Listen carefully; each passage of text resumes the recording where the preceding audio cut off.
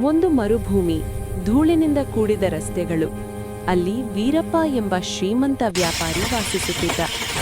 ಅವನ ಬಳಿ ಸಾಕಷ್ಟು ಚಿನ್ನ, ಕುದುರೆಗಾಡಿಗಳು ಮತ್ತು ಬಲಿಷ್ಠ ಕುದುರೆಗಳು ಇದ್ದವು.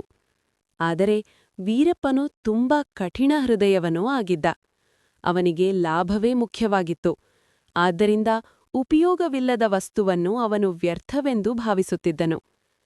ಅವನ ಬಳಿ ಒಂದು ವಯಸ್ಸಾದ ಕಪ್ಪು ಕುದುರೆಯಿತ್ತು. ಅದರ ಹೆಸರು ಕಾಳು.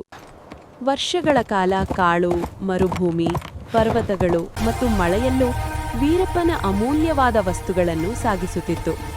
ಆದರೆ ಕಾಲ ಕಳೆದಂತೆ ಕಾಳುವಿಗೆ ವಯಸ್ಸಾಯಿತು.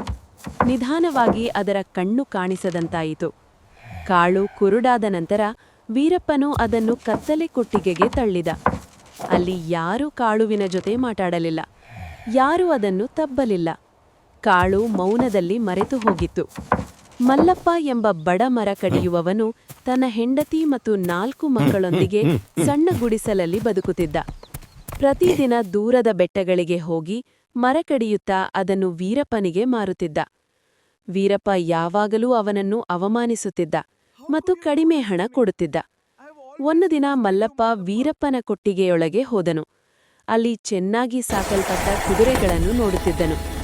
ಆದರೆ ಅವನ ಕಣ್ಣು ಕತ್ತಲೆ ಮೂಲೆಯಲ್ಲಿ ಸೊರಗಿದ ಕಾಳು ಕುದುರೆಯ ಮೇಲೆ ಬಿತ್ತು. ಕಾಳುವನ್ನು ನೋಡಿ ಮಲ್ಲಪ್ಪನ ಹೃದಯ ಕದಲಿತು. ಅವನಿಗೆ ತನ್ನ ಜೀವನವೇ ಆ ಕುದುರೆಯಲ್ಲಿ ಕಂಡಂತೆ ತೋರುತ್ತಿತ್ತು. ಅವನು ನಿಧಾನವಾಗಿ ಕಾಳುವಿನ ಕುತ್ತಿಗೆ ಸವರುತ್ತಾನೆ.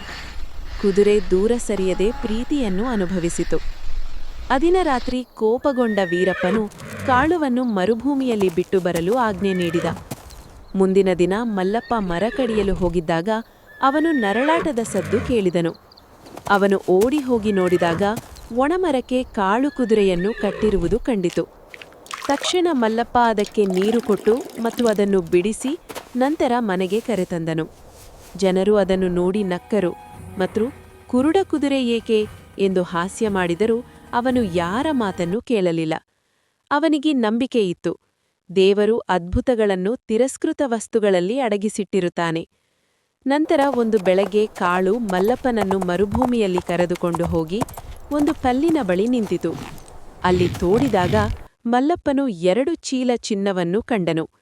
ವೀರಪ್ಪನು ಕಳೆದುಕೊಂಡ ಧನವನ್ನು ಮಲ್ಲಪ್ಪನು ನೋಡಿ ಅವನು ತನ್ನ ಅಗತ್ಯಕ್ಕೆ ಮಾತ್ರ ತೆಗೆದುಕೊಂಡನು. ಬಾಕಿ ಚಿನ್ನವನ್ನು ಕಾಳು ಕುದುರೆಯ ಚಿಕಿತ್ಸೆಗೆ ಬಳಸಿದನು. ಕಾಲಕ್ರಮೇಣ ಕಾಳುವಿಗೆ ಮತ್ತೆ ಕಣ್ಣು ಬಂದೀತು. ಸಂತೋಷದಿಂದ ಹಸಿರು ಹೊಲಗಳಲ್ಲಿ ಸ್ವತಂತ್ರವಾಗಿ ಓಡಾಡತೊಡಗಿತು. ನೀತಿ: ಮನಸ್ಸು ಒಳ್ಳೆಯದಾಗಿದ್ದರೆ ಜೀವನವೂ ಒಳ್ಳೆಯದಾಗುತ್ತದೆ. ನಾವು ಬೇರೆಯವರಿಗೆ ಒಳ್ಳೆಯದನ್ನೇ ಬಯಸಬೇಕು.